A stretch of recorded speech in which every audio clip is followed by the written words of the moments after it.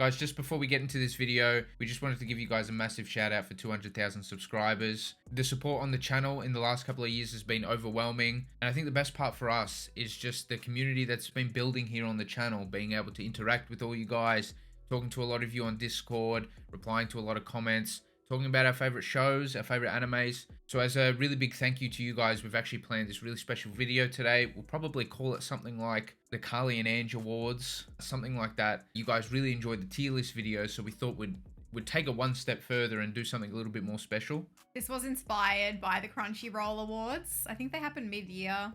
Oh, it should be coming up again soon, shouldn't it? Yeah, something like that. I don't know when it happens in the year, but yeah, we were really inspired by that.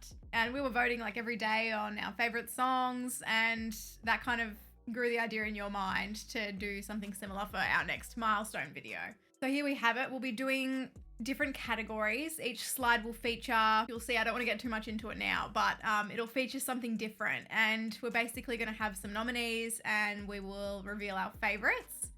Yeah, so like Carlie said, it essentially is a spin-off, the Crunchyroll Anime Awards, but we've picked some of our own categories as well, and there are more than 20. I'm pretty sure there are a lot of categories that we picked today, so it will be fun for a lot of you guys as well. You won't agree with all of the nominees and all of the decisions. We tried to, give a little bit of a variety in this video as well, and we'll spend just a couple of minutes on each category and kind of explain where our thinking was at. And we'll also make sure, just to remind you guys right now, that you might get really minor spoilers for some of these animes that you haven't seen. There's also going to be some live action stuff in here too. But look, we're not going to go into great detail about every anime and every character. But when you see some nominees of a show that maybe you want to watch and you haven't seen yet, you might want to skip over it or click off. So we'll just give you guys that disclaimer now. Yeah, we talk about characters from shows as well, but we say what show they're in. You'll see when it pops up. It'll have like name of the character, a photo of the character, and then the show. So if you're unsure, then you can just see what show they're part of and skip it if you don't want any spoilers. That's right. Now, before we get into that, that will be the first part of this video. The second part of this video will also be a little bit of a PO box opening. Some people have been kind enough to send us some gifts. So we're really excited to open those, and we'll do that at the end of the video. So a big thank you to everyone who's actually sent into our PO box. And if anyone is actually interested in sending us anything, the PO box address is listed in the description below. But just before we start the video, a massive shout out to our editors as well. So you've got Philip, Alvaro, Mason, and Kamal, who edits our shorts. We wouldn't have been able to grow this channel without them. No way. They have helped us massively. They've been editing our videos for the best part of, a year and a half almost now. They were really handy when we got married early last year. We just couldn't continue to edit anymore. We didn't have the time, and they've stepped in, and we've been able to up the content on the channel. Yeah, I know for a fact we would not be celebrating this milestone right now if it weren't for them. Yeah, it would have taken us a lot longer. Yeah, 100%. Big up to the editors. They've also enabled us to upload more videos. So you'll notice that, we do, close to 10 to 12 videos a week now. Yeah. All because of them. And that's pretty much doubled. We've doubled from doing about 4 or 5 a week when we were actually editing. So massive shout out to our editors. Make sure to show them some love in the comment section down below. But anyway, should we get into it? Let's get into it. All right, so we're super excited for this. We're curious to see what you guys think as well, but these are just our personal opinions. We will provide some of our thoughts as well. We won't just, put up the nominees and the winner. Yeah. We'll explain a little bit of our thought process, but you guys are welcome to join in as well. Definitely. I don't know if we said it, but these are based on like all the shows we've watched on the channel so far. Yes, that's right. So this does not include shows that we have watched off the channel. This also will include live actions and K-dramas. This is not exclusive to anime. And some Patreon exclusives as well, but there's not too many. Exactly, yep, that's right. Now we're starting off with the best protagonist. This was really hard to choose 5 nominees, wasn't it? Because there are so many main characters that we've seen. It was hard, but also a little bit easy and obvious at the same time. That's right. So, we kind of chose characters that we think were either the most compelling or just maybe the most likable. Yeah. I think. Now, there is one omission that you guys will notice from this. Don't worry, he's going to be in the next slide. Oh, I see. Some people will argue that he was a protagonist, but I'm just saying he will be in the next slide. We also just wanted to disclaim that we've recently, at the time of filming this, started some shows like One Piece, Apothecary Diaries. Well, we haven't just started Apothecary Diaries, but we're not completely through it. So there will be some omissions just because we haven't really seen too much of the show just yet to include some of those nominees. Anyway, here are the nominees.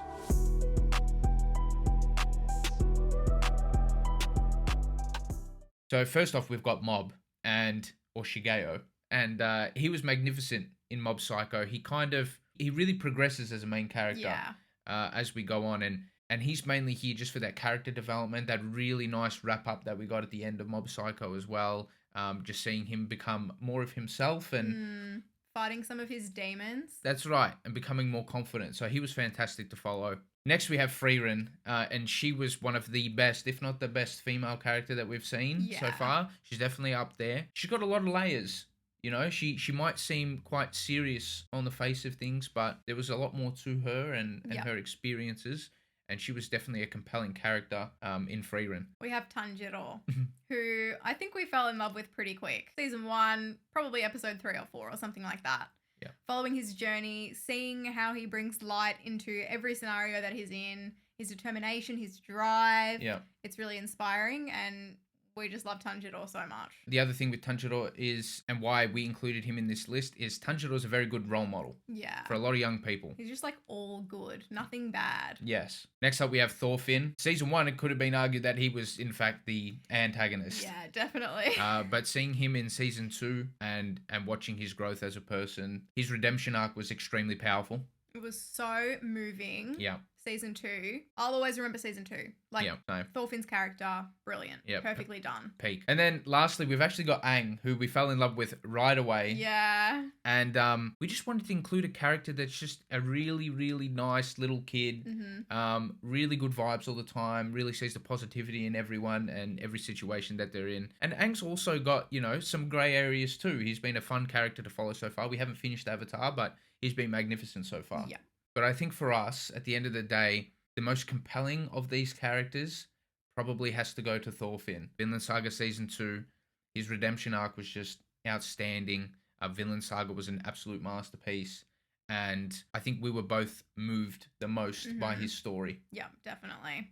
Okay, so this one's fun. Now we have the best antagonist nominees.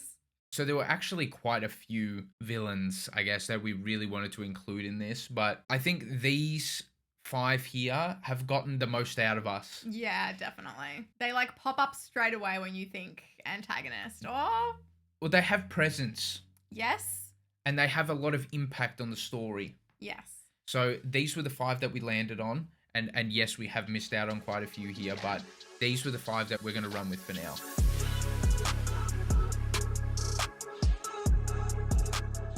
Firstly, we have Hisoka. We knew something was wrong straight away, didn't we? Something's off. Something's off, but I can't help but smile when he's on the screen. I know. And he's actually probably given us some of the best reaction material that we've had on the channel. Big up to the voice actor. He's magnificent. He's weird. He's really bloody weird. He is. But very entertaining. He just has to be on this list, I think. Next, we have Mahito. This was a little bit tricky for us to add here for obvious reasons. Still mourning that, but anyway. But how good was he? Like, one of the best voice actors. Yeah. So good. I thought, like, his childish nature really came through in his physical appearances. Yep. Which was really great by the animators. 100%. He gave us a lot of anguish, and that means he's a good villain. Exactly. Next, we have Eren. This was the character that people may have expected in the first slide. Yeah. I think you can say by the end of the series, Eren did in fact become an antagonist, which was part of the reason why he was such a good character. Just following his journey from like the hero to the villain was really compelling. So we had to add Eren here. Next, we have Silco, which is an antagonist with layers. We love to see that. Silco had a presence, like, for sure in Arcane.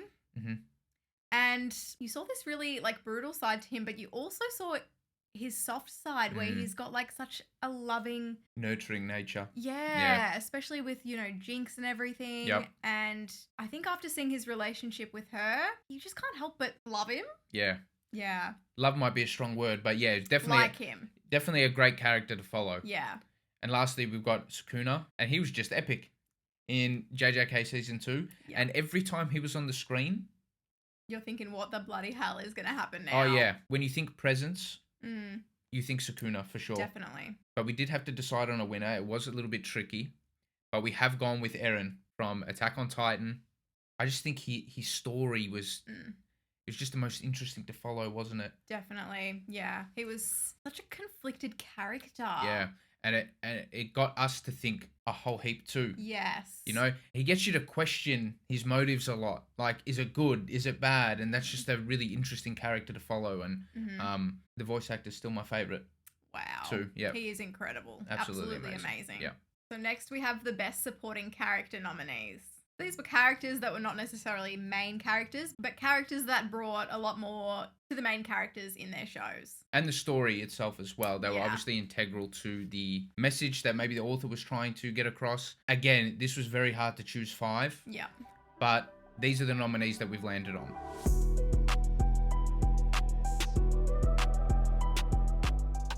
First up, we have Askeladd from Vinland Saga. Was he good? Was he bad? Like, did you want to support him? Were you against some of the things he was doing? Just like Eren, he was kind of this morally grey character that had you on your toes all the time, had you guessing. He was just so well written. Like, you could cry over Askeladd, but then you could also curse him. Yeah, exactly. So, very well written character. Very bold character. Then next we had Reagan from Mob Psycho, and he's hilarious. Oh my gosh. Reagan, just anything he would say could make me laugh. But then he also had those moments where he could make you cry. Exactly. I think Reagan was actually the heartbeat of Mob Psycho. Yeah. That's a nice way to put it. Next we have Gojo. Obviously. He had to feature somewhere. Gojo is like one of those icons you think of. Yeah, for sure. He's not even the main character, but he could pass as one. Yeah, exactly. Then we have Chika from Kaguya-sama, Love is War, and I think she wanted to be the main character. that was the vibe I got with Chika. She needs her own show, yeah. For sure, she does. And then lastly, we have Killua. Loved following Killua throughout Hunter x Hunter. We're not finished yet. We're not finished, but we're almost finished. We've had 135 episodes with Killua so far, and he's been fantastic alongside Gon, and he's shown a lot of growth and development too. But the winner we decided to go with was Askeladd from Vinland Saga. Just again, it was because he just had us thinking all the time. He had us going through so many different emotions. He was so well written. He was integral to the story. Yeah. Without him, the story wouldn't be what it is. Exactly. Here we have the Husbando nominees.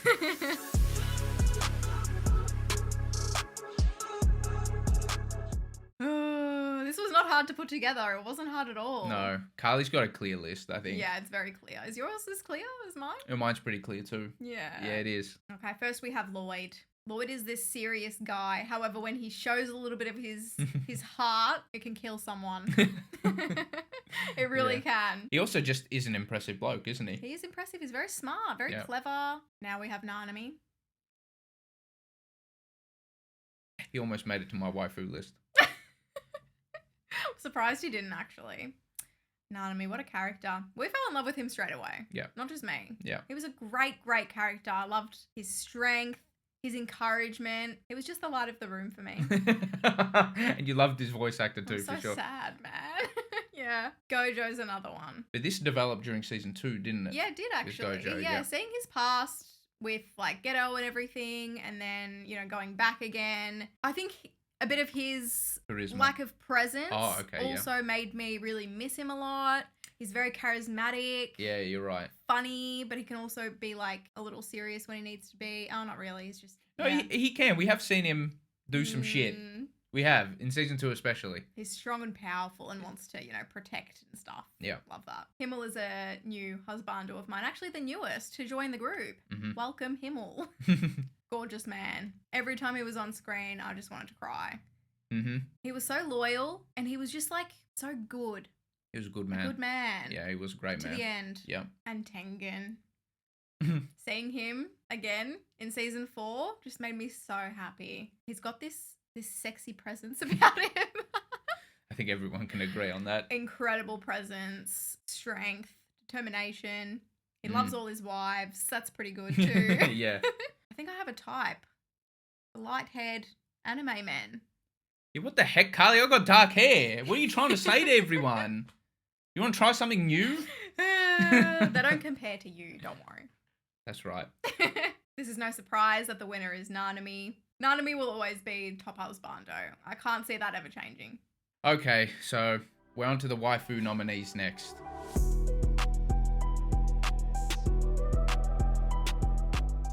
Oh dear. Now, again, these won't be that surprising. We have done these tier lists before, but there aren't too many new faces here from the tier list. In fact, I don't think there's any, but this is my top 5 that I'm pretty settled on. First off, we have Izumi. Fantastic. Strong woman. Feminine woman. Really, really caring. Really, like, even though it was tough love at times, she was fantastic. And I loved seeing her towards the end of the series too. Yeah, she has a maternalness about her. Yeah, she does. Yeah. Next, Android 18. Like I've said before, you're going to say she's a robot. She's not. She has biological pieces. She's just been tampered with slightly, okay? Yeah. She was my first love. She actually was. Yeah. Before anyone. First anime love? No, first love. First crush. First love. ever crush. She has to be on this list. And I've done a little bit of a loophole here and included her from Dragon Ball Super, even though I watched her in Dragon Ball Z, but it's fine. Yeah. Next, we have Fubuki. I can't spend too long on Fubuki, otherwise I'm probably going to pass out and start sweating. I'm really looking forward to season 3 from what the guys on Discord are telling me. Oh dear. Fubuki was great. Next, Mitsuri. How can you not like Mitsuri? All the people in her village were all idiots. They're all dead to me. I love Mitsuri because she's so nice to everyone. It doesn't matter who you are. Yeah, it doesn't matter. It doesn't matter who you are. She always sees the best in people. She always wants to help people, care for people. And she loves food. Yep. And she's strong. Fantastic. And then next we have Yor. Shit. So I think everyone knows who my winner is actually after that announcement. Yor is in fact my top waifu. Yeah, you didn't really say too much about her. No, I don't need to. She's just, that's the problem. I don't know where to start.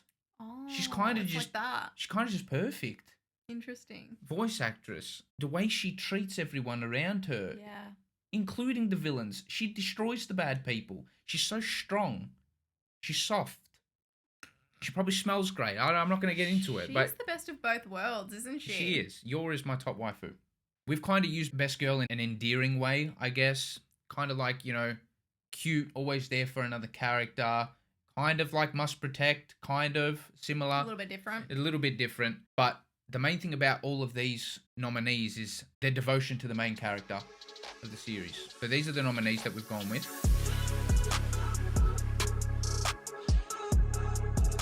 Okay, so first we have Fern. We really loved Fern. She was such a cutie pie. Really eager to sort of be in the shadow of Frieren. And even though she's like 10,000 years younger than Frieren, she was very like nurturing and caring and motherly towards her in a funny sort of way. And all the other characters too. Yeah. She was the sensible one out of the group. Yeah, sometimes. And then had some really cute expressions too. Yeah. Next up we have Rem. Who is she again? Why does she have blue hair? Isn't it Ram? That's triggering for some people. No, in all seriousness, just the best maid you could ask for, really. So good. Look, we went through a rough patch with Rem, but once we got past that, yeah, it was all sunshine and daisies. It really was. She was probably the most loyal character I've ever seen. Very loyal. And had her heart broken. I know. What the heck? Yeah. Yeah. Next up, we've got Becky. Shit. In terms of one of the most entertaining characters ever, like, the worst thing about Becky is that she's not on the screen enough. Yeah, that's true. Yeah. Every episode that involves Becky and Spy Family has us laughing. Oh man, she is hilarious. She's like acts way older than what she is. Yeah, she's like a 30-year-old trapped in a 7-year-old. How old is she? Like 5 or 6 or something. I don't know how old she is. She's very young. Yep. But she's hilarious. And she's Anya's best friend. And that's very important. That's right. Next, we have Nezuko. I mean, she's fighting off urges to eat people. That's very impressive. It is very impressive, seeing how easy it comes seeing how hard it comes for other demons. Exactly. And, she's been dealt the worst hand here. Mm-hmm. Yet she's still very cute, very caring, very loyal to her brother. Mm-hmm. It's really nice. And then lastly, we have Tsubaki from Your Lie in April. I think we started shipping Tsubaki with Corset like almost immediately. She needed a hug. I know. And she really struggled to come to terms with her feelings, but she really, really cared for Corset and the others around her too, even though she sometimes had a harsh way of showing that. Yeah. But look, we had to stay true to ourselves. Anyone could have won, but the winner we chose was Becky. She was like the first tiny little character that we fell in love with, along with Anya in Spy Family. Yeah. One of our favorite shows. And she just has us on the floor laughing all the time. Mm-hmm. It's only fair that we now have the best boy nominees too.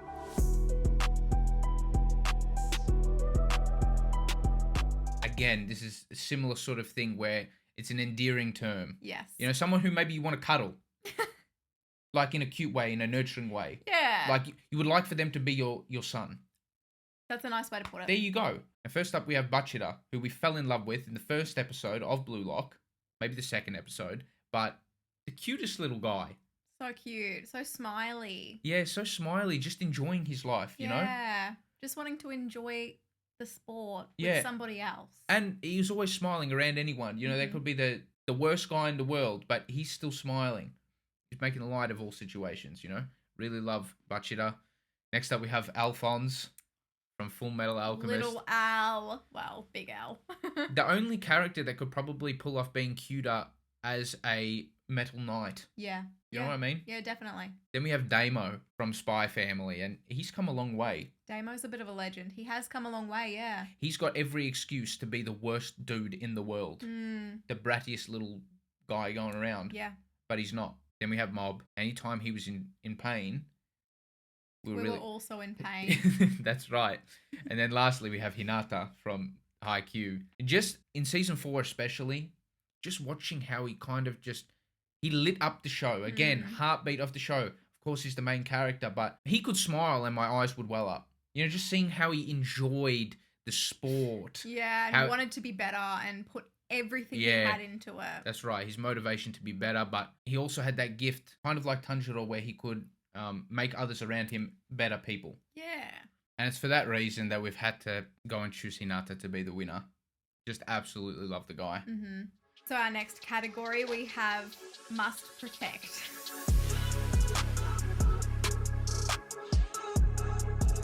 I mean, this is pretty self-explanatory. I mean, these characters have some shit going on, and they need to be protected. It's also, again, meant to be like a cute, endearing term. Yeah. Okay, but slightly different to Best Girl. So we have Anya. She was experimented on. She's an orphan. She needs a family. She needs a family, that's right. We're rooting for her really to stay with the family and not be kicked out. Yes, exactly. Then there's Rem. Rem had her heart broken and kicked and shoved in the dirt. And now we don't even know who she is. Protect Rem. Then we have...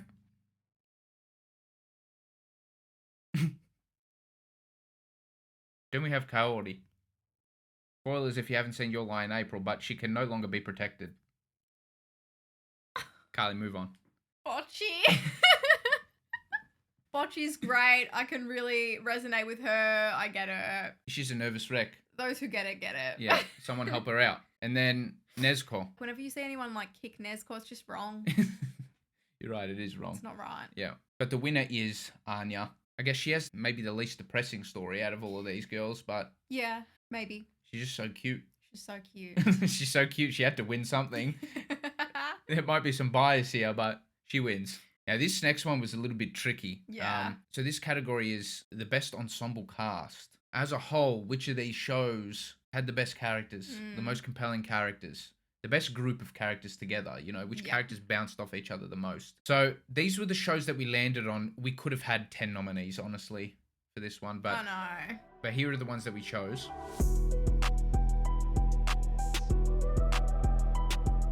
Now, Demon Slayer, I think everyone knows how much we love Demon Slayer and the characters. Yes.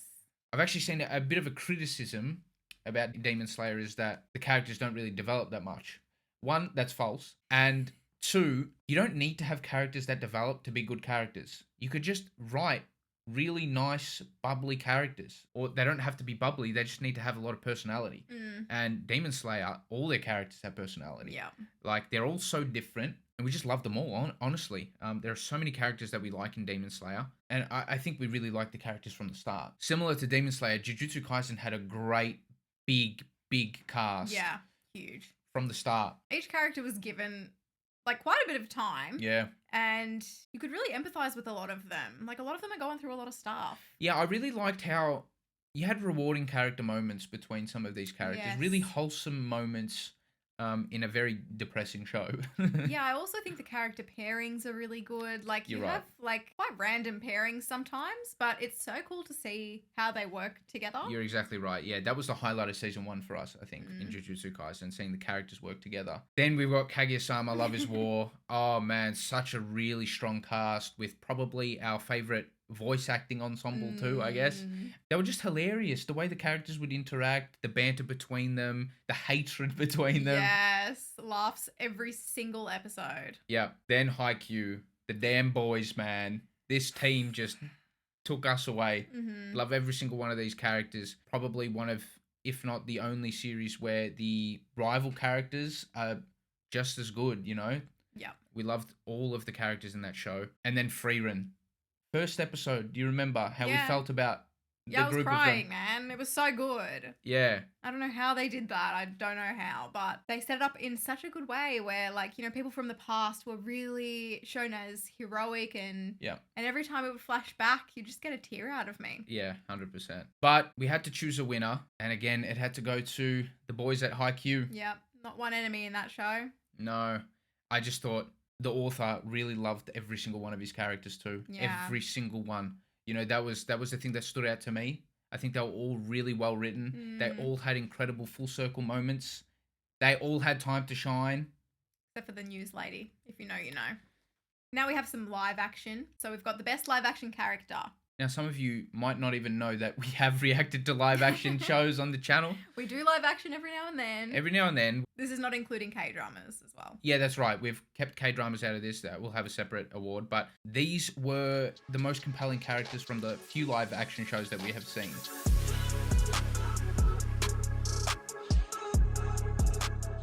So we've got Ellie and Joel from The Last of Us. Mm-hmm. Their relationship together was so good. I haven't played the game. You have. You sort of knew what to expect a little bit more. Yep. But for me, it was brand new. And seeing their relationship grow and, you know, Ellie become like this daughter figure to Joel and father figure to her. Mm-hmm.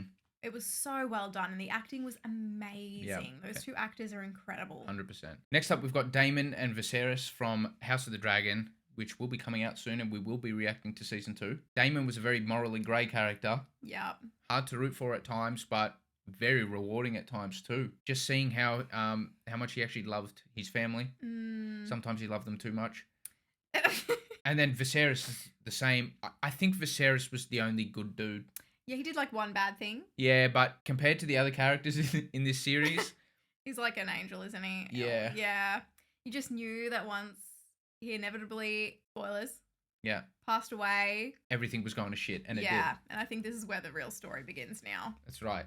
And then lastly, we've got Sanji from One Piece, live action. Dude. We actually just recently met him in the anime. Yeah. But yeah, Sanji, those episodes were our favourite in live action. They were so good, and it's because of that actor. The actor's name is Taz Skylar, and the chemistry between him and Zeph. Oh, man. Oh, so good.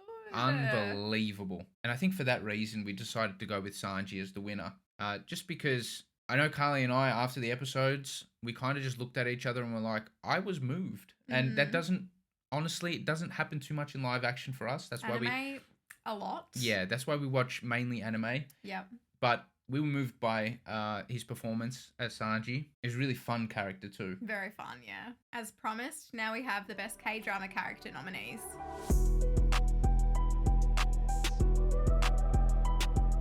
Again, this was really, really hard because there are so many great K-drama characters that we've seen on the channel, but these are the ones that we've decided to go with. So we've got Young Woo, or Woo Young Woo. We fell in love with her pretty quick. Very smart, charming attorney. Yeah. Like, so smart, and just every scene with her, I enjoyed it. Yeah. She could make you laugh, she could make you cry. Yes. Definitely a character you want to root for. Now, in the same show, Jung... Dude is an absolute legend, and he's a legend. Tore my heart to shreds, made me piss myself laughing, like just an absolute legend of a bloke. Then we have Mrs. Kang, again the heartbeat of the glory in my opinion. Thank goodness. She was so wholesome, and she had every reason not to be with that life that she had, and she was fantastic. Cheong-san. Guys, go watch our reaction to episode 11 of All of Us Are Dead, and you'll see how much Carlie loves Cheong-san. Yeah, he was great. I was rooting for him from the start. I knew he would like really man up and sort of change his attitude and the way he would treat Onjo. Okay. That's pretty good. That's a good memory, Carlie. Usually I'm better with the names. That's good. Yeah, Onjo, yeah. But yeah, loved him. Now this is the first legend of the channel, and that's Sang. Sang Woo. Is he a legend? He is a legend. Oh, come on. We hated Sang. I know, but we loved to hate him, didn't we? We did. Sang-woo was a really, really well-written character in Squid Game. Yeah. I feel like he was so realistic. Yeah, 100%. And everyone hated him for it, but he probably was a really good representation of what most people would be like in Squid Game. Yeah. And for that reason, we've actually gone with Sang-woo as the winner here. Sang. Yeah, which was really tough, but he was such a compelling character. Does anyone know any details about when season 2 is coming out? Yeah, we are really waiting for Squid Game season 2. I cannot wait. Our next category is Best Female Character Nominees. And we've got a pretty good variety of them too. Yeah. But we've actually seen a lot of these characters recently, and they were fantastic. First off, we've got Freerin, again, a show that we watched recently. We kind of explained why we liked her as a character in the very first category. But yeah, she was strong when she needed to be, funny when she needed to be, nurturing when she needed to be. She was very willing to learn off others and better herself too. Recently, we've been watching The Apothecary Diaries, and Mao Mao has been spectacular as a character. She's quite similar to Freerin in her personality. Yeah, I would say so. She's a little bit of a genius. She is a genius, actually, for her age. She's still kind of figuring herself out and her feelings. She bottles up some things. But again, she's been an interesting character to follow. Then we've got Kaguya from Kaguya-sama Love is War. And again, the duality in this girl, like... Very good. She could be really scary. Oh, yeah. She could be really, really soft and nurturing and cute. Loved the voice actress. She was brilliant in her performance. She was so funny, and the way she interacted with other characters was really, really rewarding too. Violet Evergarden blew us away. She was such a cool character to follow because you sort of have no idea what she's been through at the start, and as you go along the journey with her, like a bit of her past gets uncovered, and you get to learn why she is the way she is, quite literally. And yeah, seeing her figure out how to pour your heart into a letter, like it's such a funny concept for a show, but seeing her learn how to do all of that and like work her way up in the business world, I suppose, very satisfying. Yeah, in doing so, figuring out her own emotions too. Yes. Really rewarding. And then obviously we've got the iconic Anya, just an absolute legend. Yeah. Really cute, really funny, really good voice acting. She just had to be in this list. But the winner we decided to go with is Freerin, and we just can't wait for season 2 because she's still got a lot of room to grow as well. Yeah, exactly. I think she was fantastic. The next category is a little bit funny. It is the he is him category. Now, just a disclaimer, Nanami has not been included in this list. He would have won, but he's already won the Husbando. We just wanted a little bit more variety here. But essentially, he is him. Well, I mean, it's kind of like... Ultimate Riz. That's how you describe a he is him character. If you don't know what Riz is. It's not just Riz. It's like, this is a man. Yeah. This is someone who you want on your side. Yeah. Like the alpha. This is a no bullshit man. No bullshit. Wears their heart on their sleeve. That's right. Proudly. Yes. So these are the nominees that we decided to go with.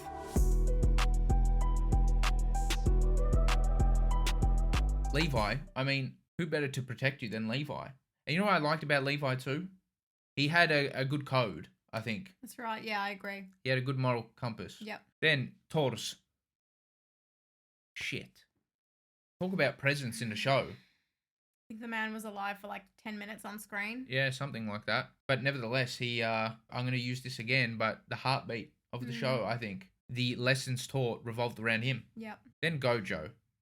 The reason why Gojo's on this list is because, like you said in, I think, the Husbando category, when he's not there, you feel it. Yeah. But when he's there, you feel safe. That's right. Then Himmel. Him is in the name. There you go. And then Jinwoo. Talk about a Riz up. Oh my gosh. Yeah, that was the best glow up I think we've seen on the channel. Yeah, bloody Riz Woo. But the winner just has to be Thor's. It has to be Thor's. He really is him. He is. I mean... He figured some stuff out and it was really important. It was important. You'd teach your kids all the right lessons. No one wants to mess with him. He will protect you and your family. And in fact, he'll protect your whole bloody town. He's that guy. Yeah. Funniest character nominees.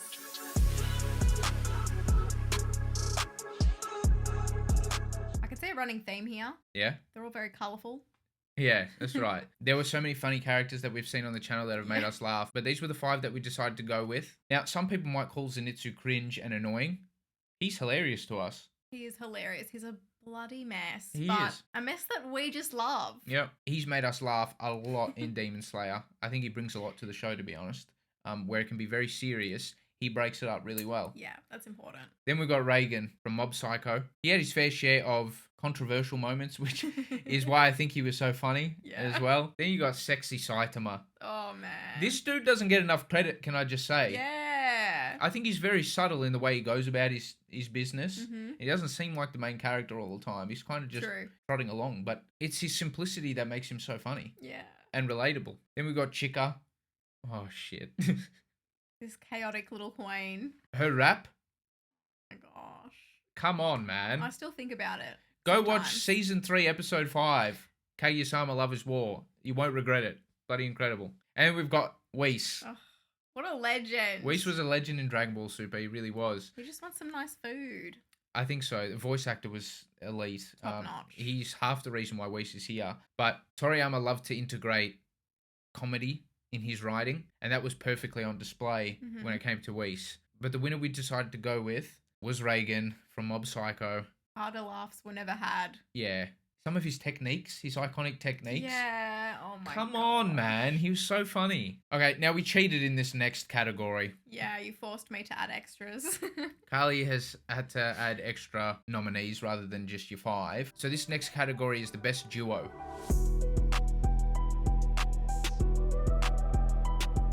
There are so many good duos. Yeah, it is quite impossible to choose just 5. I know we're only choosing 1, but you want to have the representation there. 100%. Now, the first picture just makes me bloody sad. It really does, Carlie. I know, I chose that picture for a reason. The first 5 episodes of Season 2, that little sort of prologue arc of... Unbelievably good. Yeah, of Jujutsu Kaisen Season 2. That was our favourite Jujutsu Kaisen content that we've watched, I think. Yeah. And it was mainly because of Geto and Gojo. They were just fantastic. Their friendship was adorable. So good. They've got a lot of history as characters, makes them really complex. So we really enjoyed them as a duo. Then you've got Kaguya and Miyuki, legends.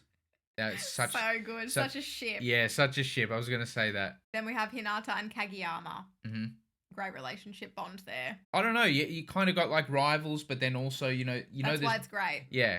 You know that there's more there, and they made themselves and everyone around them a lot better. Yeah. And they pushed each other forward. Yeah, exactly. So, that's a very unlikely duo, which made it so great. Then, the boys got to be included. Okay, this is the original duo. Yeah. You don't get half of the damn duos without these two. Well, you get some of them, but, I got to big up Toriyama's work here. You got Goku and Vegeta. Fantastic. So good. Rivals turned friends, but Vegeta won't admit that. Turned brothers. Actually, neither of them will admit that. Fantastic, and such a rewarding experience to watch them sort of grow as rivals and friends. Then you got Frieren and Fern. Just so cute, oh man, so wholesome. That's the only photo I could find of them together. And it's probably the cutest. Yeah. Yeah, they're always looking out for each other. Yeah. Fern was mothering a 2,000, 3,000-year-old woman, but Frieren also one of the best for Fern, looked after her when she needed it the most. Really cute. And you got Gon and Killua, iconic duo. Yeah, just seeing how Gon was able to change Killua. And then Mob and Reagan. Oh, man. So good. First thing that comes to mind is the happy birthday episode. Yeah. They knew about each other's flaws, but accepted each other anyway and loved each other for exactly who they were and always supported each other. It was really wholesome and the heartbeat of the show. But there's no surprise here. The winner is Goku and Vegeta, and let me just say, Carlie chose them, not me. What? I did not. You didn't give me an option. Would you have chosen them? Be honest with me, Carlie. They're just too original not to, Like, Thank Dragon you. Ball will always be, like... That's why you're my wife! Oh my gosh, relax. Go on. Is that what you were going to say? Big up Dragon Ball. It's kind of like it's a separate thing for me. That's right. You know? Yep. Yeah. Dragon Ball had to win something, and this is what they've won here. And actually, to be fair, if you guys haven't seen Carlie's reactions to Dragon Ball Super, I had already seen it at the time, but they're some of Carlie's most wholesome, greatest reactions ever on the channel. She really loved them and really loves these characters. And you'll see it in her reactions. Now we're in your domain. Oh, this next one's bloody hard, but... Domain expansion, ultimate music. Yes. The next category is the best soundtrack.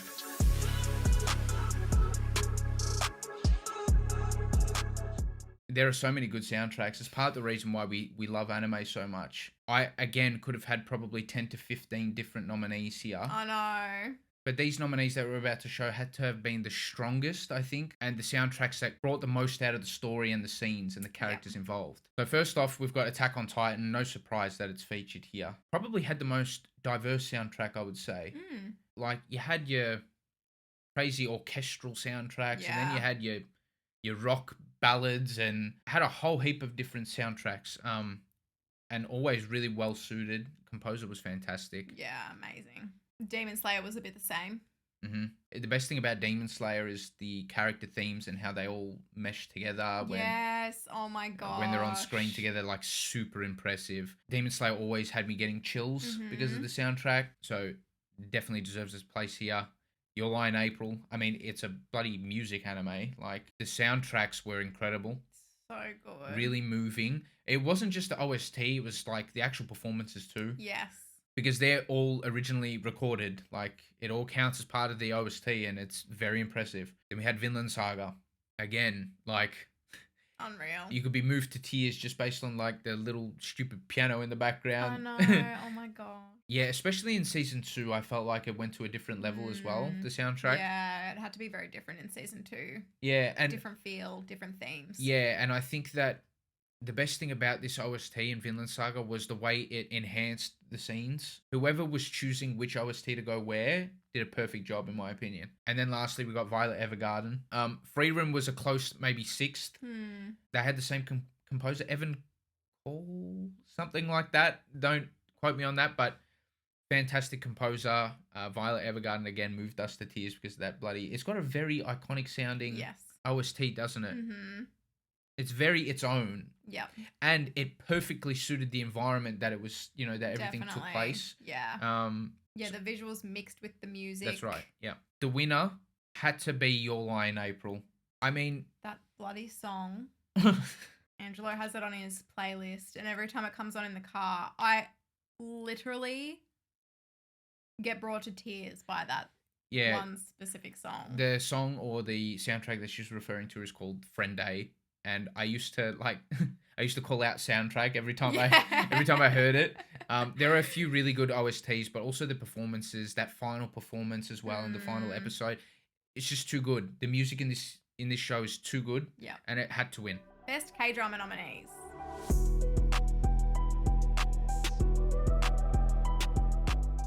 So we actually decided to include all 5 that we've seen on the channel anyway, which is fitting. I'm happy to say that we enjoyed all 5 K-dramas. Yeah. I'm also happy to say K-dramas will still come to the channel. When the right one shows up, we will bring it to the channel always. We love a good K-drama. We do love a good K-drama.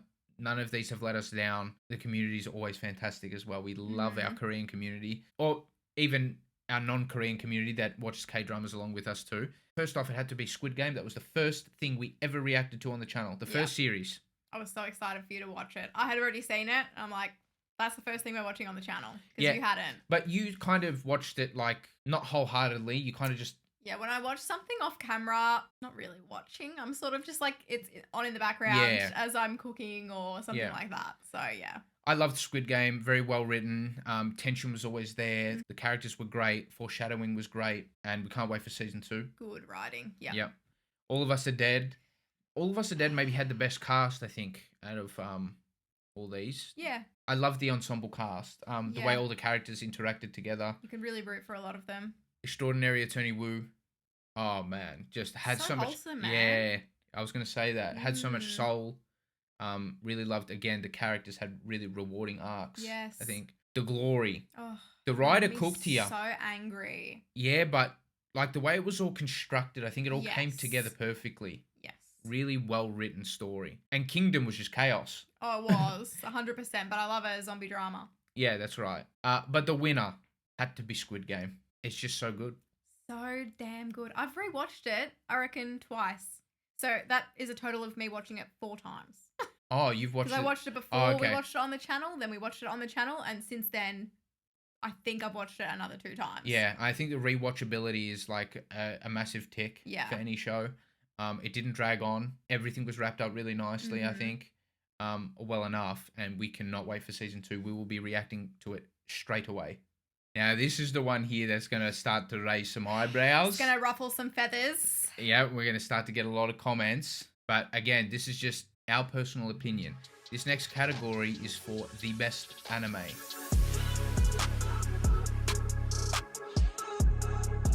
This will be the best anime or our favorite anime that we have followed on the channel. Otherwise, Dragon Ball Z would win. These are the ones we could agree on. And there were some very, very close contenders. But these are the 5 that we have settled on. Now, Vinland Saga, you guys will know how much we've spoken up that show. I think the writer, he's been giving the best message possible in this series and presenting it in such a way. Mappa absolutely cooked with the direction of season 2 especially. Yeah.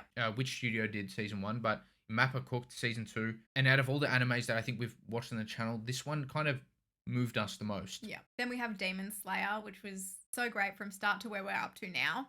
Season 4, episode 4. We could really just fall in love with a lot of the characters. I think that's probably its strength. It's got a few strengths, doesn't it? Yeah. You got the animation, you got the heart of the characters, you got the character interactions, you got the actual art. Yes. Did I say animation, soundtrack? And because the stakes are so high, it gives you a lot to look forward to in the slow build-up. Oh, yeah. Towards inevitably a massive fight. Yep. It's got a great villain. Great villain. And then also, like, it's just epic. Yeah. It's a spectacle. Like, you can't not be entertained, in my opinion, when watching Demon Slayer. And those who say that they're not entertained watching Demon Slayer, you're lying. Next, we've got Haikyuu. Shit, it's so good. So good. Our first sport anime, I did not expect that. No way. Exactly. That's exactly what I was about to say. This was the most surprising anime for me. Yeah. I'm not going to lie.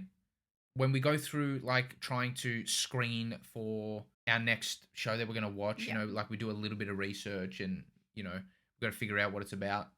I kind of wanted to put Haikyuu off. I did.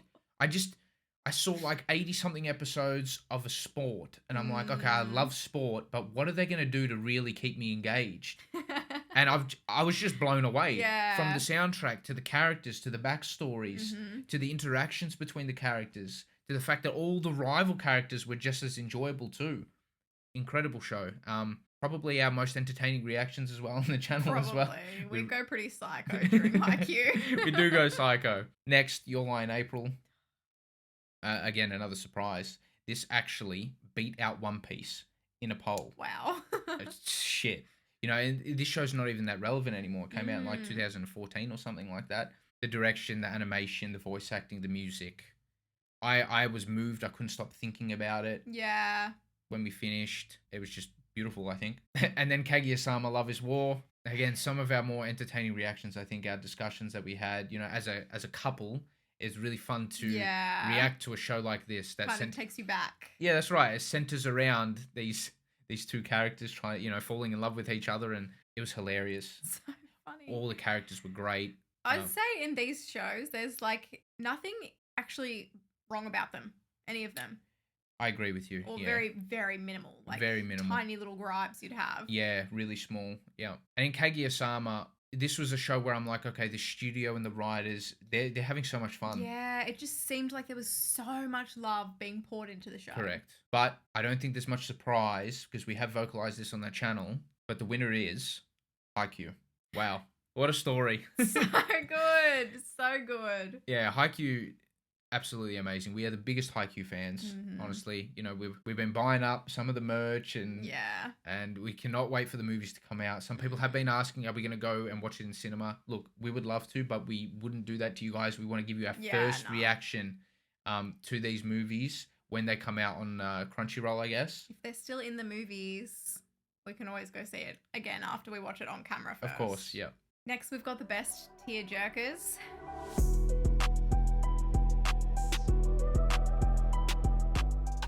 Carlie, I'll leave this one to you because people complain that I don't cry. And I just want to, I just want to put this on the record. The tears won't leave my eyes very often. I don't know if it has happened. Maybe it happened for Vinland Saga. You'd have to look very closely, but I want it on the record that I've teared up multiple times on this channel. Yeah, like wet eyeballs. Oh, yeah, but for the sure. tear has never dropped. Correct. Okay, you're probably not really going to see me cry. You usually, if you want to see someone cry, you come to watch Carlie. But there are a lot of tearjerkers, I think, that we've watched on the channel, but these are the 5 that we settled on. Yeah, these sort of all came to mind. So we've got Violet Evergarden. I'm not really going to go through this. I don't think you need to as well. Just watch it and you'll Just understand. watch it. Oh my gosh, if you haven't watched Violet Evergarden and you love a good tearjerker, you must watch it. It's honestly a spectacular anime. It's phenomenal. Yeah. Your Line April, I mean, are we surprised? I'm going to start crying. I know. Oh, man. Yeah. Oh, just the way it all came together at the end and how it was done. It wasn't meant to be depressing or anything like that. It was kind of like hopeful, if anything. Very nicely done. Yeah. Vinland Saga, holy crap. What was it? Episodes? Oh, there were a few in season 2, episode 9. And episode 17. oh man. Oh dear. Yeah. Yeah, that was something else. This is, I'm going to go out and say it. It's not in the, I don't know if this is a category later on. I hope it's not. Otherwise, it's a spoiler. We'll just cut it out if it's not. But Vinland Saga is the best directed anime, in my opinion. This was half the reason why it was able to get so much emotion out of us too. Yeah. Then you got Attack on Titan. This show left me depressed a lot of the time. Yeah, it did actually. Yeah, very depressed and unhappy. This actually, now that I'm remembering, Attack on Titan did actually get a tear out of me. Like I did wipe it from my eyes. The first special. 4.2.1. Season 4. Yep. Part 2, Part 1. I don't know, but yeah, I think you're right. Yeah, it was the first big specials after season 4. The Levi Hanji special. Yeah, the Levi Hanji special. Yeah. Yeah, that was such a good movie episode. I guess movie. Yeah, that definitely got a tear out of me, and that's how you know it belongs on this list. You were crying the whole way through. You cry in every show. If the show wants me to cry, I'm the best customer for them. I can't help it. Anyway, next we have 86. Another surprising show, wasn't it? It was, actually, yeah. I didn't really know what to expect from it, but it wasn't what it was. But I'm happy. Yeah, I'm definitely very happy with 86. The way you were rooting for all these characters by the end of the show too. And I know. A lot of it was very heartbreaking. Yeah. Just the reality of that world. Very upsetting. Yeah. Very depressing. And you're rooting for all of them, as you said. But the winner we decided to go with was Violet Evergarden. I think there were actual, like, sobbing noises coming from me for Violet, and it was like pretty consistent. Basically every episode, if I'm remembering correctly. There were many episodes where you guys will see when I'm getting emotional, I'm visibly put out and angry. Yeah. And this was, I was like moving around in my chair and like you were shuffling and like, yeah, every episode. Yeah. It was really good. It was a beautifully written so anime. Good. Yeah, one of my favorites for sure. Now the next category is the best plot. By best plot, we mean the best twists, the best turns, a show that we can theorize about, a show that comes together really nicely. Very clever story writing. Yeah, and kind of the world building I would include in it too. Is very important. Yep. So these are the 5 that we decided to go with.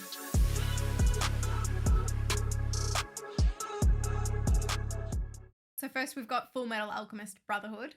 You could really tell that the author had a vision. Yeah. Yeah. She had a vision for sure.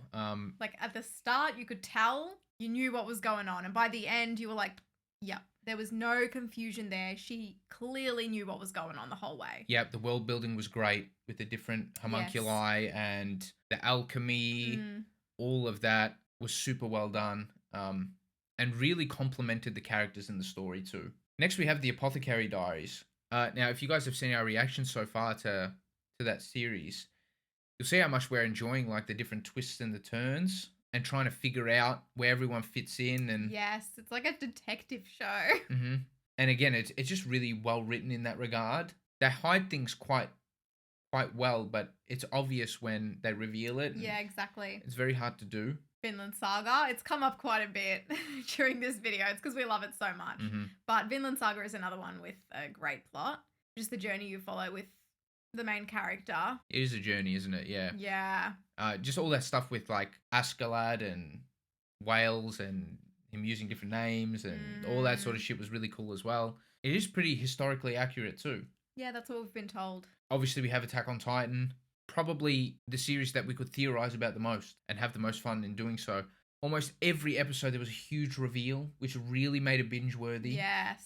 You're finding out like just how everything fit in, like where do these Titans come from, and Exactly. and like I think the mystery in Attack on Titan was just I don't think you're gonna see many other shows like it. And then there's this big reveal towards the end of the show that there are a lot more people outside this island, and yeah, it's this big moment. So Attack on Titan has to be here. And then lastly, Frieren. Frieren, I think, blew us away with how they were able to seamlessly and perfectly parallel Frieren's past journey with her present journey. Yeah. And it's very impressive to do that. And they're always giving context to previous episodes. So I think it was really well done in that regard. Also, the magic and all of the world building around that is really cool too. Yeah, it always made it so interesting to just sit down and watch. But I don't think there'll be any surprise here. The winner is Attack on Titan. I don't know how Isayama managed to cook like this, but the man cooked. And I honestly don't think you'll find another anime for a little while that kind of keeps you guessing like Attack on Titan. Yeah. Even like just up to that standard of story writing and story building. Yeah. It was kind of one of a kind, wasn't it? I think the world building's probably the best I've actually seen. Maybe along with like a Game of Thrones. Yeah, like it that was good. similar to Game of Thrones. There was always so much going on. Yeah. Yeah, so many different parties involved. And how it all came together was really special. The next category is Best Animation. There's been some really good animation that we've seen. But I think these 5 were the best. Yeah. I don't think this was too hard to come to, but there won't be many surprises here.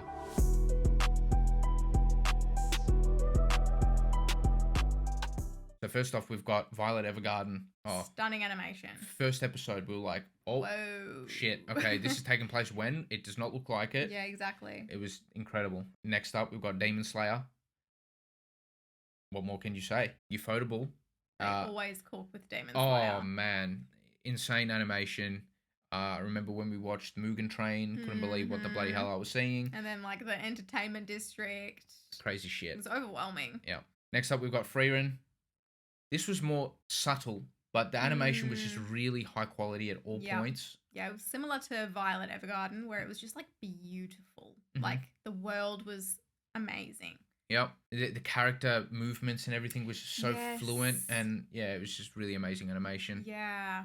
Then we got One Punch Man season 1. Yep. Crazy. I'll never forget that finale. Like, where they got the opening blasting in the background and the animation's gone mental. Yeah. And I really liked that sort of, it's very hard to describe it, almost that hand-drawn looking animation. Yeah, like, it's like rough sketching animation that, they cooked with a lot of the time. So One Punch Man season 1 was great. And the last nominee is Arcane. Arcane hasn't gotten a lot of love in this in these categories just yet, but can we just say we love Arcane? We love Arcane. Still is one of our favourite shows. It just hasn't really fit into some of the anime categories that we've been featuring here, but yes, the animation for Arcane was...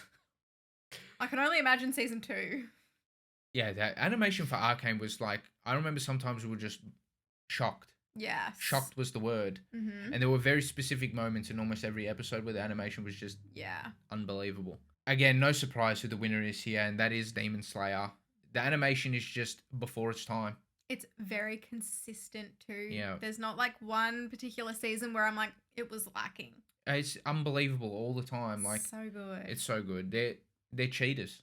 I know.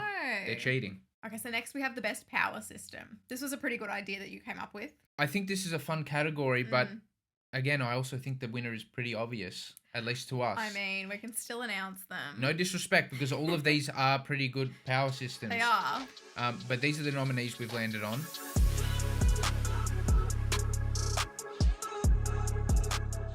First off, we have Cursed Energy. Cursed Energy is hard to get your head wrapped around, but when you do... Yeah. It's actually quite clever. It is.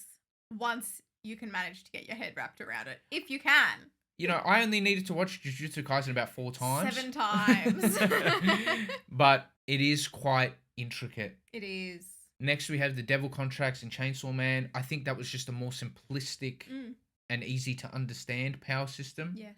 I guess. I can see similarities in both of these. Yeah, I think the authors are good mates or something. Yeah. And they're both psychos.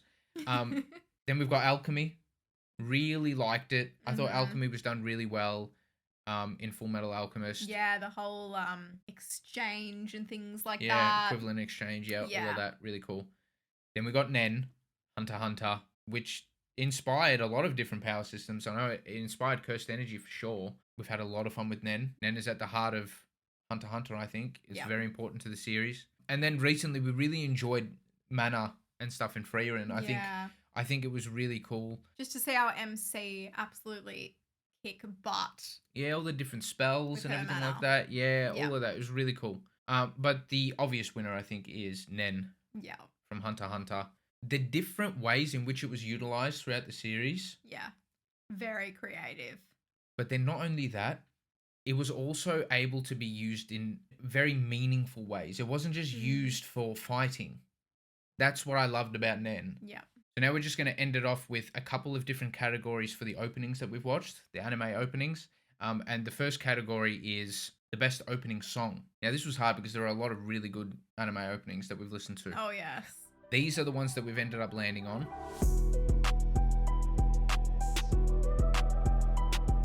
First off, we have Gurenge, Demon Slayer Season 1. We hear that song, and I think we get a little bit emotional and nostalgic. You just automatically think of Demon Slayer, don't you? Yeah, it's... those good old times. It's iconic. I was just thinking now, and I kind of just got chills thinking about it, but could you imagine, like, in the final season, they maybe do a spin-off of this song? Stop. Did you just get emotional? Yeah. I'm looking at your eyes. They got glossy. Like, look, I'm not, like, Ange's cooking crying, again. I'm cooking. No, I'm cooking. Let me cook. Next, we have The Rumbling.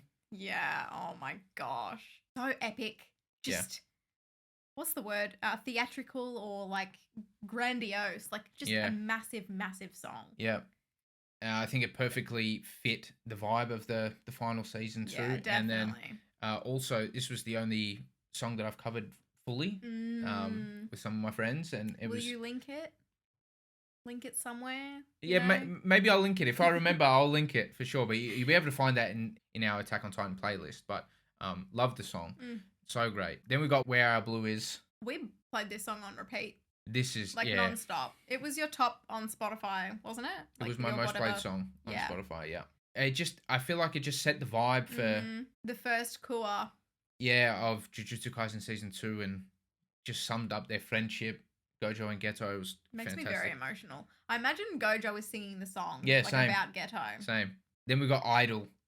This song is probably... You were sickeningly obsessed with this song. I think this song was probably the most impressive sounding song. Like, there's so much going on. Like, the talent in Yoasobi, like, the singer, so many syllables going on, all these key changes, tempo changes. Yeah. The dude that produces it all, like, I don't know what's going on in his head to create something like that. It was like a messy masterpiece. It was incredible. Yeah, really impressive song. And then The Hero, One Punch Man Season 1. Iconic. Yeah, that is iconic. Like, it's as iconic as the MC. Yeah, for sure. But the winner that we landed on had to be Where Our Blue Is. That might come as a surprise. And this was probably, I think for most of you watching, you probably would have actually had the other four above this. Maybe. Where Our Blue Is hasn't been the most overhyped opening song. People liked it, but we just resonated with it. I don't know what it was. We just had it on repeat all the time. We felt good when we were listening to it. It's my most played song on Spotify. And it also had that Jujutsu Kaisen flair to it as well. It's got those like kind of diminished chords in there and all these funky sounding chords, but it had some really nice melodies. And I think the singer's name is Tatsuya Kitani. Don't quote me on that. Sorry if I butchered his name, but he's an unbelievable vocalist. He's such a good singer and songwriter. So that definitely is our favorite. And then our last category is best opening, but this time for visuals. Yeah, visuals only.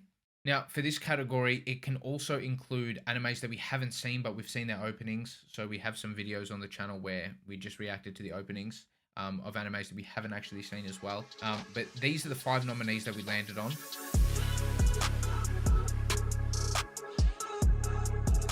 The first one is Kickback, Chainsaw Man. Chaotic. So chaotic. Oh my god. So much shit going on. And you know what was really cool about this opening was that it had all these like pop culture Easter eggs in it. Yeah, I think we got like one of them. We got one or two of them. Yeah. Yeah. Not that impressive, but nevertheless, it was very creative. Again, Mappa. I think they just do it the best. They do. Next is River, another Mappa opening. In fact, we've got 3 Mappa openings in this. Wow. River was fantastic. I remember being blown away. It was like such a different song for anime, but the way the visuals kind of took us away really summed up the vibe that you could expect in season 2.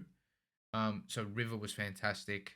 Next, this is an anime that we haven't seen, but it actually won our tier list, I guess, that we were doing for our anime opening videos, and that's Hell's Paradise, which again is a Mappa opening. How do you know that?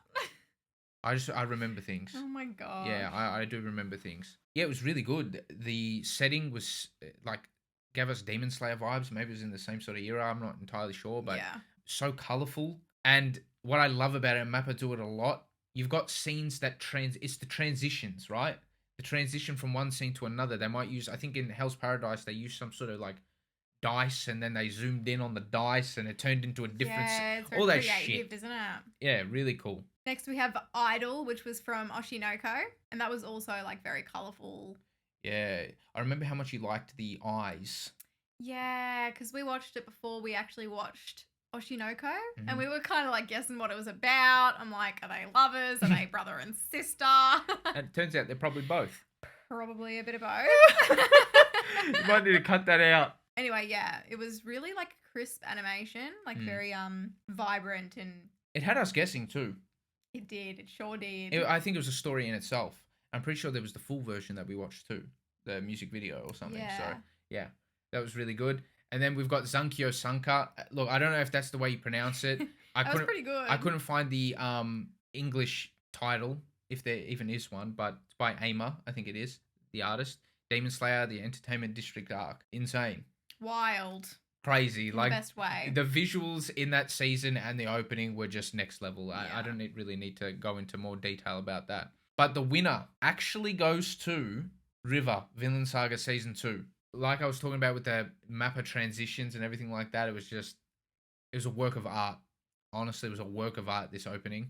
I think any of the other nominees could have won, but we've just decided to go with River. Now, that's going to wrap up our Carlie and Ange awards. That was a lot of fun. I'm sure you guys had a lot of fun with it too. Maybe leave some of your winners for some of these categories down below if you really disagree with some of the stuff that we've said. Just remember, these are just our opinions, stuff that we've enjoyed the most. There were probably some categories that we missed, but we tried to get like a massive variety of different categories fit in here, even live action too. So hopefully you guys enjoyed that. But I think now we'll move on to the PO Box opening. So we recently opened up a PO Box, and we've got 4 packages here that we're going to open. We know you guys that have sent them are probably very eager for us to open these. They have been just sitting in our closet just for a little while now. Some of them don't have names on them. So we're going to try our best to either go back through some of our inboxes and find out who's actually sent these to us. Or hopefully there's like a little note inside. But we'll get to opening these now. You guys will be able to see our reactions. It could get a little bit messy though here with the mic, because some of them are quite big packages, but we'll try our very best. Thank you so much for sending these in. You guys support us enough already with the likes on the videos, the views, the Patreon memberships. But we really, really, really appreciate this. Now, this first package, we actually know who this is from. This is Overstayer from Patreon. Dude's an absolute legend. He's been with us for a little while now. I have a little bit of a feeling I know what is inside here, at least to some degree. Okay. Just based off our conversation. I'll let you open it up.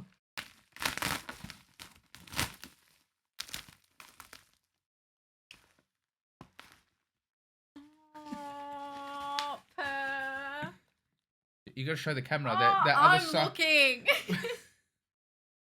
Oh, that is so cute. It's the Haikyuu birds. And it even has, wait, is this the front? Oh, that's the back. And then that's the front. Oh, that's so cool. That is absolutely epic. I love that. I'm stealing that. Yeah, that's... No, it's probably for you. It's okay. There might be more in there, Carlie. There is. Oh, that is such nice quality. Look at this. Yeah. That embroidery. Oh my gosh. Look at the back. That is so nice. Oh, I love These that. are the nicest shirts. Thanks so much, dude, for sending these in. That's epic. Those are so nice. Ooh, okay. This is.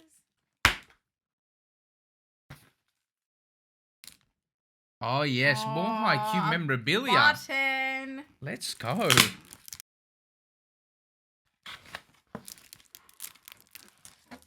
I mean. Oh, this is epic.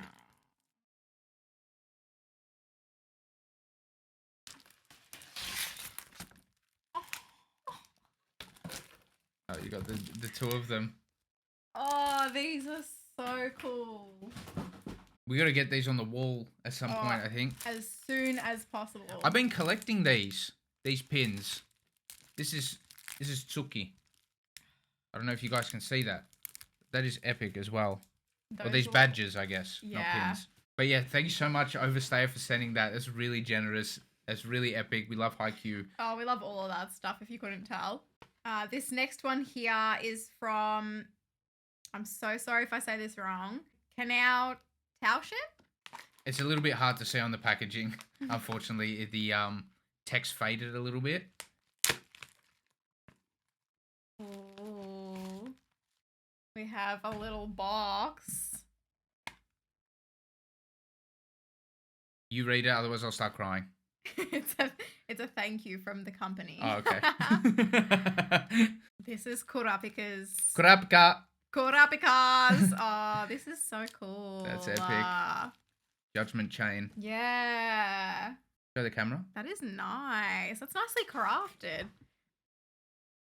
Oh, I don't know how to do the thing. Oh, okay, Carlie. Okay, yep. Is it focusing? I'm not sure, but it's kind of epic. Oh, where's it from? We'll have to give a shout out to the Instagram too. I'll put their handle up on the screen.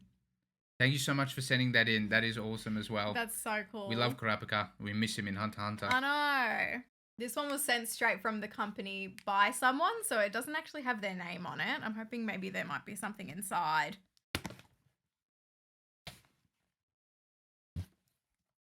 I see something I see something haiku related inside too.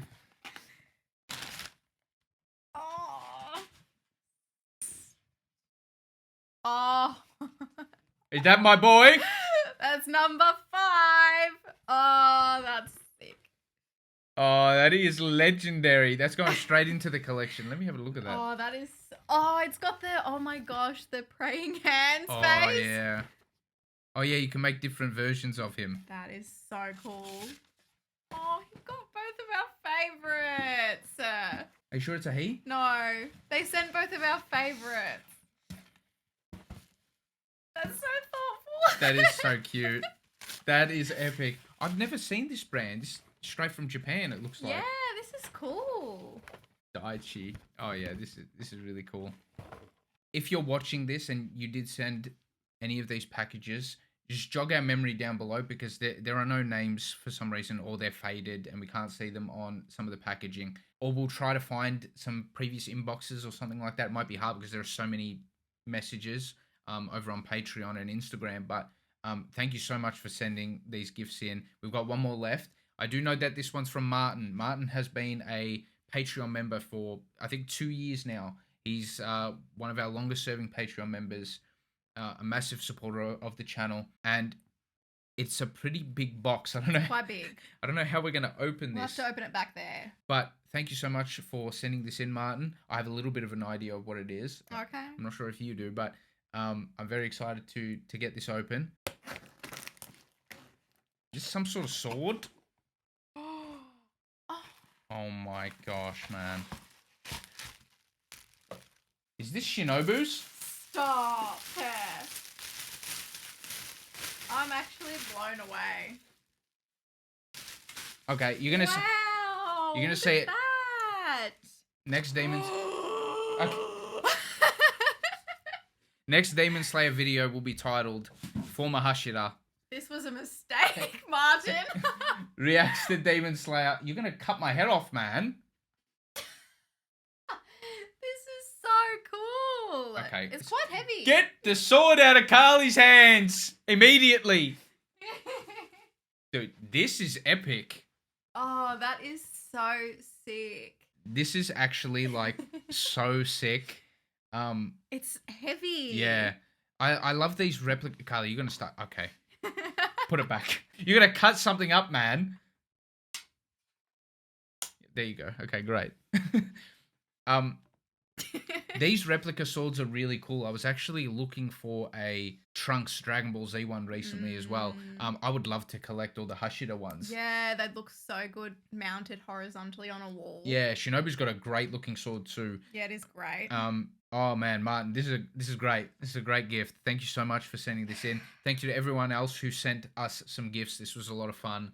We're a bit new to this whole PO box stuff, so yeah, this was our first ever time opening stuff from a PO box. Yeah, sorry if we're a little bit newbie. I think we got through it. It was okay. Again, if we didn't mention your names, we'll try to find you and put you on the screen. But thank you so much for sending that through. We'll do more of these, maybe for some other milestones as well. Yeah. But hopefully you guys enjoyed this video. This was a lot of fun for us. We just wanted to give back to you guys with a special video. And again, like the channel wouldn't be where it is without you guys as well.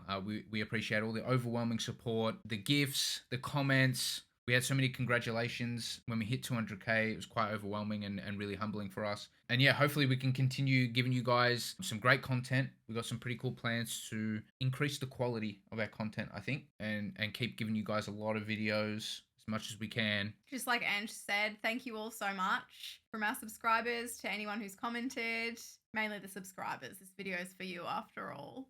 Everyone who sent something, I'm overwhelmed by that. Actually, it does feel like Christmas or something. That's insane.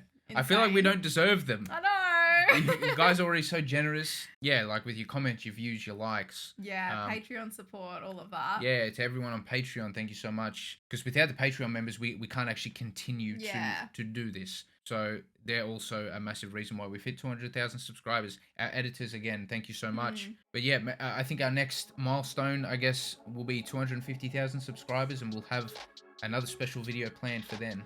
But yeah, thank you so much again for watching, and we'll see you in the next one. Bye!